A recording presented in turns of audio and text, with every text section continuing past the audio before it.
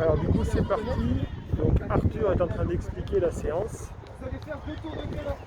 Donc Alors. le premier tour de terrain, on va vous demander de faire un jeu au pied, une passe. Donc par exemple Céline, tu peux venir avec moi s'il te plaît. Donc il est en train d'expliquer spécifiquement l'échauffement, mais après on ne sait pas forcément vers quoi on va aller. C'est un tour de terrain avec Céline. Par exemple on va dans ce sens là. Donc Céline va faire un jeu au pied, transversal, voilà. Et moi je leur donne. Ok, passe grille. Donc tour de terrain avec un geste technique. Ça va être un ballon chacun. Alors maintenant ce qu'on va essayer de voir c'est qu'en fait quand ils vont faire le tour de terrain, parce que c'est un tour de terrain, hein, donc du coup ils vont partir peut-être un peu loin, on va pouvoir moins les observer, donc on va voir s'ils gardent de la concentration et combien de jeux au pied il y aura de fait. C'est la question qu'on peut se poser là quand on parle. Quand on ne cadre pas forcément l'échauffement ou même un atelier. Ça, ils vont partir loin, ils vont faire le tour de terrain, donc on va voir, on va observer de toute façon. Arthur, c'est quoi l'objectif de la séance? Du coup, l'objectif de la séance du jour, ça va être dans un premier temps de travailler tout ce qui est manipulation de balles, style un peu skills, Ouais. se remettre en jambes. Ensuite, on a une partie plus technique où ce sera de la cellule de vie. Donc d'abord autour c'est du l'échauffement et après atelier? ballon. Ouais, tout à fait. Ok. Après, ce sera le corps de séance du coup. Ouais. Donc, on aura un premier exercice assez technique, Il va être là? juste ici. Ok, Ce sera cellule de vie du ballon. d'accord. Donc, comment les joueurs interagissent en petit comité quand il faut pénétrer le premier rideau défensif et s'organiser autour de ça. D'accord. Ensuite, dans un second temps, on aura un travail beaucoup plus physique, Ouais, donc sous forme de WOD, comme en CrossFit, d'accord. qui sera enchaîné, du coup, ce sera un exercice plus de pré-fatigue, qui sera D'accord. enchaîné avec un exercice de choix technique en 1v1. Donc là, ce D'accord. sera un 1 contre 1 où il faudra aller marquer le plus rapidement possible. D'accord, ok. Et après tu finis par quoi? Après, ce sera une situation plus type match où on va leur laisser un peu la possibilité de mettre en place tout ce qu'on leur a fait travailler aujourd'hui. D'accord, ok. T'es chaud pour la séance? Hop, on va essayer. On va le faire. Après ça tourne au retour. Alors du coup on est parti plutôt sur un demi-tour de terrain. Faut Donc, pas m'empêcher. donc, du coup c'est intéressant un demi-tour de terrain parce que du coup on peut garder quand même les joueurs sous l'œil sans qu'ils soient trop loin. Donc là ils sont par deux, c'est ce qu'avait dit Arthur, et du coup il y a un jeu au pied. Comme ça on fait un échauffement, mais à la fois aussi on fait un travail technique. Donc là il y a Arthur qui est là, et du coup il y a 1, 2, 3, 4 autres entraîneurs pour l'accompagner là sur la séquence. Voilà, pour l'instant Arthur est tout seul, on va voir s'il va se céder. Alors du coup donc là ils ont fini leurs 2 tours de terrain. Voilà, c'est passé assez rapidement, donc ça reste intéressant, il y a encore des joueurs quand même qui sont là-bas. Donc là la deuxième consigne c'était de faire des passes. De ce que j'ai pu voir en fait c'était assez libre, c'est-à-dire que les éducateurs n'ont pas forcément encouragé les enfants, enfin les joueurs, ils n'ont pas forcément stimulé sur un échauffement. Qu'est-ce qu'on pourrait demander sur un échauffement à stimuler? Souvent un échauffement en fait on est là pour travailler la partie physique et la partie mentale, pour rentrer physiquement dans l'activité, pour rentrer mentalement dans l'activité. Donc je pense que dans les comportements attendus, la stimulation, il faut aller jouer là-dessus. Donc là on va passer à la deuxième partie. Dans un premier temps, donc on se met l'un en face de l'autre. On envoie sa passe en direction du partenaire. On fait un engage. Ok, donc technique de passe, donc c'est un drills comme il l'a annoncé. Donc situation fermée. On va faire 30 secondes à droite, 30 secondes à gauche. Ok. C'est moi qui vous dirai le top. Ah, intéressant, il y a un timing. Ballon pour deux. Il y a un timing de 30-30, ça c'est intéressant. Maintenant, combien de passes ils vont être capables de faire en 30-30 peut-être? Alors du coup, ça y est, c'est parti. Donc là, au niveau des consignes, on les a vues. Au niveau du cadrage. Alors le cadrage, on va dire qu'il y a... ils sont sur le terrain. Voilà. Après le cadrage, ils utilisent cette partie des 22. Ça n'a pas forcément été précisé, ceux qui sont mis naturellement comme ça. Les éducateurs, du coup, il n'y a pas eu de consigne particulière pour les éducateurs adjoints. Les soutiens éducateurs, donc du coup ils se sont mis un peu là où ça leur semblait le plus propice. Et Arthur est là-bas, il gère son timing 30-30, là on change de partenaire. Ok, donc ça c'est pas mal, effectivement. Ok. Du coup, donc là Arthur en fait il est en train de donner des régulations à un groupe de 2 joueurs. Il donne des régulations à un groupe de 2 joueurs. Mais en fait, il y a 2, 4, 6, 8, 10, 12, 14, 16, 18, 20, 22, 24, 25 joueurs aujourd'hui. Il y a 25 joueurs aujourd'hui. Donc pour l'instant, il donne des régules. En fait, il a donné des régules à 2 mecs ici. Pourquoi à eux deux? Je sais pas. C'est peut-être des privilégiés.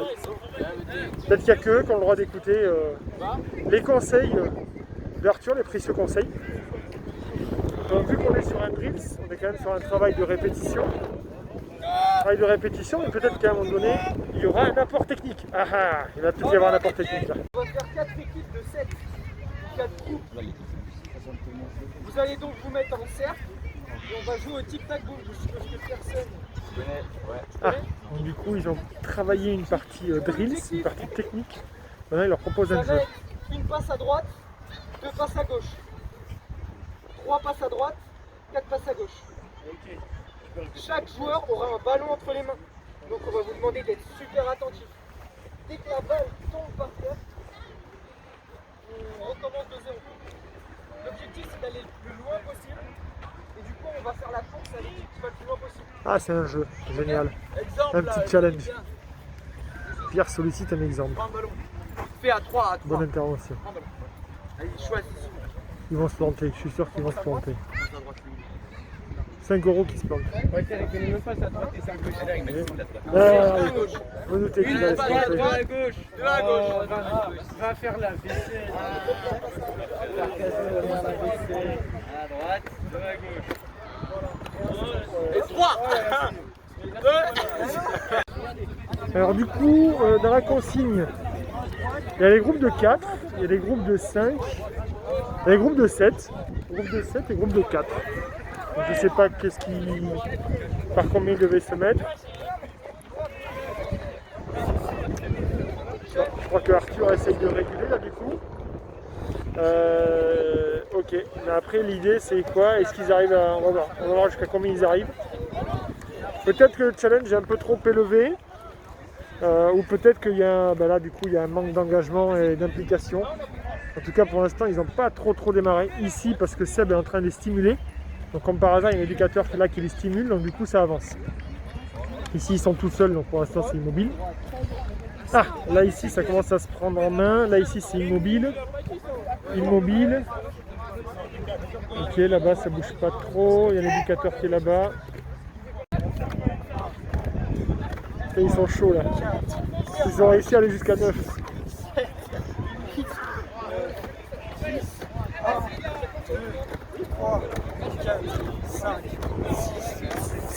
Ah, j'ai compris. Ce qui est marrant, enfin ce qui est intéressant, pardon, c'est que là, ils les ont répartis. Déjà, peut-être que le cadrage manque là aussi. Vous voyez, ils sont loin les groupes. Du coup, pour Arthur à gérer, c'est dur. Plus les groupes sont loin, plus c'est compliqué à gérer en fait. Là aussi, vous voyez, il y a des régulations qui sont faites, parce que là-bas, le groupe, en fait, ils n'avaient pas compris la consigne. Donc, en fait, il y a des régulations qui ont été faites, mais groupe par groupe. On peut se poser la question qu'on pourrait peut-être refaire revenir tout le monde à nouveau, et réexpliquer les consignes, enfin, voir où c'est que ça a pêché, et après, ils repartent. Comme ça, en fait, l'information passe auprès de tout le monde, peut-être, plutôt que chacun aille d'un groupe à un groupe. Et ce qui aurait peut-être pu être intéressant, pourquoi pas, c'est que Arthur, il fasse des groupes de 3 ou de 4 et qu'il délègue à chaque entraîneur 2 équipes de 2, 2 équipes de 3. Donc chaque entraîneur aurait eu à sa charge 2 équipes et dans ces 2 équipes, on aurait peut-être pu faire un cumul.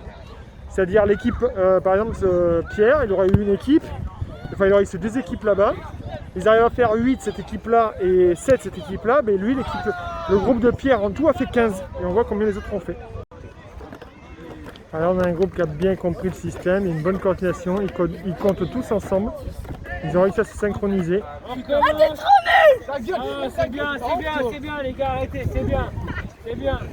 Qu'est-ce que ça vous apprend ce genre d'exercice? Communiquer. Alors là je crois qu'on a le groupe, le Pierre groupe. Comment vous avez fait vous? Comment vous avez fait? On met un tempo et on sait à droite c'est pair, impair et à gauche c'est pair. Ah vas-y. Ok.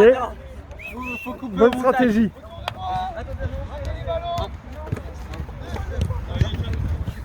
En tout cas, ce qui est intéressant, c'est que le groupe s'est réuni assez vite, à la commande notamment de Pierre, qui est quand même l'entraîneur principal des juniors, il y a quand même plus de juniors. Arthur est quand même sur les M16. On va séparer Et il y a moins de en deux groupes. M16. On va faire un groupe de 13, un groupe de 14 s'il vous plaît. Donc de 13, de 14. Mélangez avant 3 quarts, faut que ça brasse et junior, cadet. Ok, alors top, parce que je connais. Ici, les avants, cadets. On fait l'index. Ici, les avants. Prise en main de Pierre parce qu'il se doute que tous les juniors vont se mettre ensemble, peut-être, je ne sais pas. Après, il connaît son groupe. Et du coup, est-ce que comme ça, on donne la responsabilité au groupe ou est-ce qu'on leur facilite pas trop facilement les choses? Je sais pas. Parce qu'après, on pourrait très bien partir qu'ils se brassent de eux-mêmes et qu'après, ils se lancent et que forcément, les juniors sont ensemble peut-être et que du coup, après, le jeu soit pourri et que du coup... Ça, c'est ton côté enseignant qui ressort, ça. Là, voilà. Voilà. Vous allez faire les deux. Donc dans un premier temps, là-bas, ce sera plus de la cellule de vie du ballon. Ici, ce sera enchaîné, anti-walk, enchaîné avec une tâche en 1 contre 1. Ok. Du coup, là, on va essayer de vous mélanger. Léo. Ouais. Prends une première liste. Donc là, on va voir le nombre de temps que ça met. Première ligne à gauche. Voilà, très bien. Non.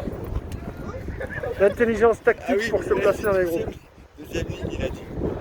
Ils y vont. Répartition des éducateurs, il y a Arthur, ils sont 2 du coup. Et là-bas, ils sont 1, 2, 3, puisque forcément ils sont 5 éducateurs, donc on 3 et 2. Voilà. Ok. Allez, on va aller voir ce qui se passe. J'ai bien envie de taper un drop là.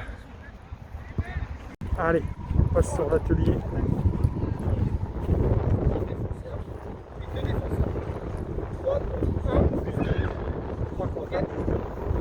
Vous allez partir à 3 joueurs. L'un des joueurs les 2 autres, ils vont devoir attaquer dans cette zone. Un défenseur au feu orange ici. Donc le terrain, Un défenseur sur les feux orange là-bas. le terrain est cadré. Un beau cadrage. Un ici, 2 là-bas. Les attaquants viennent attaquer et jouer sur. Il y a des chasubles, il y a du ballon. Le défenseur, pour l'instant, il a le droit de défendre en avançant. À partir du moment Le où rôle, l'attaque passe, rôle des attaquants, rôle des défenseurs. ils ont le droit de rentrer. Et à ce moment-là, on part sur un 3 contre 2. Ah, là-bas on peut voir les éducateurs de l'école de rugby. Derrière la ligne d'en but, dans mon match. Ok, Ok. très bien. On va commencer avec une première équipe en défense, s'il vous plaît. Ok, donc ça y est, c'est parti. Il va peut-être démontrer quelque chose, je sais pas. On l'avait pas, excusez-moi. Donc l'objectif du défenseur, c'est d'attraper le flag. L'objectif défenseur, ok. Et l'objectif de l'attaquant, c'est quoi? C'est quoi l'objectif de l'attaquant? L'attaquant, c'est d'écarter sans se faire attraper le chasuble. D'accord. Et Ça va l'objectif être du défenseur? déplacement de balle. Et le défenseur, c'est savoir mettre la pression. C'est monter défensif surtout. D'accord, ok. On est sur la mise en place du dispositif. Le jeu commence.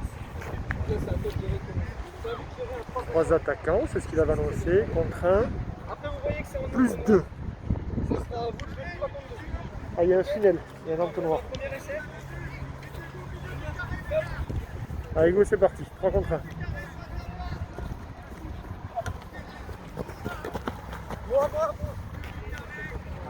Ok, la qu'est-ce défense, qui se vous passe? restez. Vous restez là-bas. Vous vous replacez. Ok.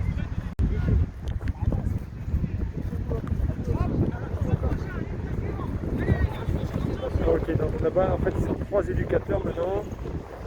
Ah, il y a du rythme, il y a du rythme, ça passe assez rapidement. Il met du rythme là-bas, ça c'est intéressant. Ok, 3 contre 1. D'accord, le premier défenseur, en fait, il est obligé de défendre que devant. Passez à moi, s'il vous plaît, les Ok, attaquants. donc je pense qu'ils sont passés, ils ont dû passer au moins 2-3 fois chacun. Depuis tout à l'heure. Première analyse. Entre le premier et le deuxième. Première analyse de l'éducateur. Il fait une passe directement. On est d'accord pour lancer l'activité comme ça. Qu'est-ce qui empêche le deuxième de provoquer le point? Il est capable de provoquer son défenseur s'il ne va pas le fixer. Il ne va jamais pouvoir le consignes. Regardez, les deux défenseurs là-bas, en fait, ils n'ont pas pu écouter. C'est pas les consignes, ils n'ont pas pu écouter les conseils prodigués par Arthur. Donc 3. Peut-être ce qui aurait été intéressant, c'est peut-être de faire des groupes de 3. Comme ça, au moins, ils ne sont pas perdus après. Bien joué la défense. Un rappel pour les aider.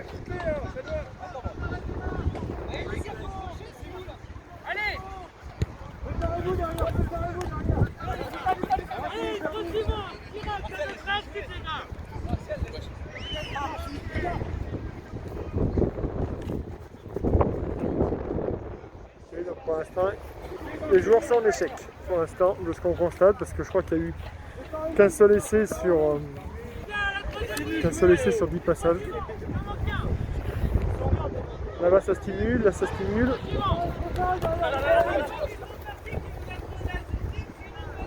Pas parfait. Arthur, son thème c'était cellule vide du ballon après franchissement. Donc il voulait vraiment qu'il y ait un franchissement. Voilà, donc là ce qui est intéressant c'est que maintenant il a régulé et du coup ça franchit presque 90% du temps ça franchit. Donc du coup il est dans son organisation par rapport à la vie du ballon. Donc ça franchit, donc maintenant comment ça s'organise par rapport à la vie du ballon. Sachant que là, la vie du ballon, c'est le joueur proche du ballon, ok, donc il peut y avoir plusieurs actions qui peuvent se passer, soit on joue debout, soit ça passe au sol. Okay. Donc en tout cas on est dans le thème. Mais après il y a très peu de consignes en fait, qui sont apportées. En fait il a apporté beaucoup de consignes sur comment franchir. Alors son objectif c'est de travailler une fois après que ça soit franchi. Ok, top, on change les défenseurs. Et en fait sur l'après-franchissement il n'y a pas beaucoup de consignes. Arthur en fait à chaque fois qu'il fait les régulations, il garde les joueurs dans leur positionnement. Ce qui fait que du coup, eux, ils ne peuvent pas forcément se sentir concernés. Là les deux ils n'écoutent pas. Là les trois, ouais. Peut-être qu'en les rassemblant, on pourrait peut-être plus toucher les joueurs et avoir un vrai échange avec eux. Que plutôt quelqu'un qui dit ce qu'il faut faire. Mais ce qui peut être intéressant, c'est plutôt au lieu que quelqu'un dise ce qu'il faut faire, qu'il y ait plutôt quelqu'un qui fasse émerger les solutions chez les joueurs. Pour que d'eux-mêmes, ils puissent se dire ça peut être intéressant que j'essaye ça. Ok, ça franchit. Qu'est-ce que je fais Est-ce qu'il est devenu dans la bonne zone? Mettez-vous d'accord sur les appels, les gars, pour que la communication soit bien pour tout le monde. Ok, donc là on commence à parler de communication et on commence à parler de déplacement. Là tu veux, Bastien. Ça arrive. Je sais pas si vous avez vu, la ligne de touche elle est en entonnoir. Donc progressivement, je vais occuper l'espace. C'est le principe, c'est l'entonnoir. Tout con, mais j'avais pas vu qu'en fait que l'entonnoir était dans ce sens. En fait là c'est serré et après ça s'écarte. Là c'est serré. J'avais pas vu ça. Parce que des fois il y a des joueurs qui perçaient un peu en touche en fait. Ce que je me pose c'est est-ce qu'il y a besoin d'avoir autant de profondeur sur si peu d'espace.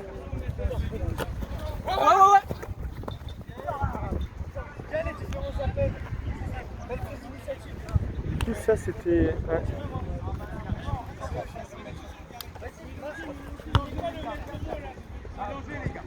Poser la question aussi sur le côté de passe. Regardez la profondeur là-bas. Je pense que c'est ça aussi qui leur fait un peu défaut. Peu de largeur pour vite attaquer la ligne. Pourquoi avoir autant de profondeur? Ok, là ça fixe et du coup lui il a la balle. Du dispositif. Donc du coup les deux défenseurs, les plus deux en défense partent de derrière. Ok, toujours le même procédé, on est toujours sur le même côté de passe. On peut se poser la question si on ne peut pas faire mais travailler aussi le côté de passe.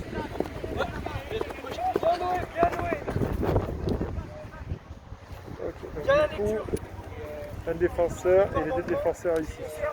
Ok, donc les deux défenseurs arrivent de la source.